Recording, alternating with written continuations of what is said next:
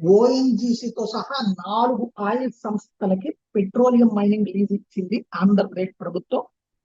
గంగేస్ Jio రిసోర్సల్ private limited ఉభయ గోదావరి జిల్లాల పరిధిలో 95 చదరపు కిలోమీటర్ల పరిధిలో, అదే సంస్థకు సూర్యారావుపేట బ్లాక్ లో 98 చదరపు కిలోమీటర్ల పరిధిలో మరో లీజును మంజూరు చేసింది.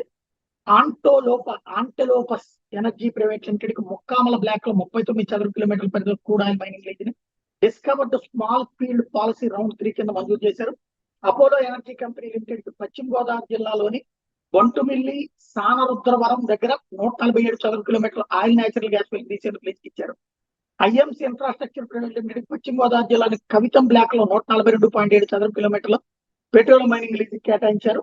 ఓవరాల్ గా డాక్టర్ బిఆర్ అంబేద్కర్ కోనసీమ జిల్లాలో 2042 చదరపు కిలోమీటర్ల పరిధిలో ఆయిల్ గ్యాస్ నిక్షేపాలు వెలికి తీసేందుకు కేంద్ర ప్రభుత్వ రంగ సంస్థ ఓఎన్జీసీకి అనుమతిస్తూ రాష్ట్ర ప్రభుత్వం ఆర్డర్స్ ఇచ్చింది. గోదావరి ఆన్లాండ్ బ్లాక్ లో నిక్షేపాలను వెలికి తీసేందుకు వీలుగా పెట్రోలియం మైనింగ్ లీజును కేటాయించింది. 2039 డిసెంబర్ వరకు లీజు వర్తిస్తుందని పేర్కొంది. కేంద్ర ప్రభుత్వం ఇచ్చిన ఆదేశాల మేరకు ఈ పని చేసుకొచ్చింది. ఇక్కడ ఏంటంటే వీళ్ళందరూ ఈ ఆయిల్ వెలికి తీసాక దీని ట్రాన్స్పోర్టేషన్ కోసం అయ్యేటటువంటిదంతా అదే రోడ్లను వాడుతున్నారు, విపరీతంగా వినియోగిస్తున్నారు.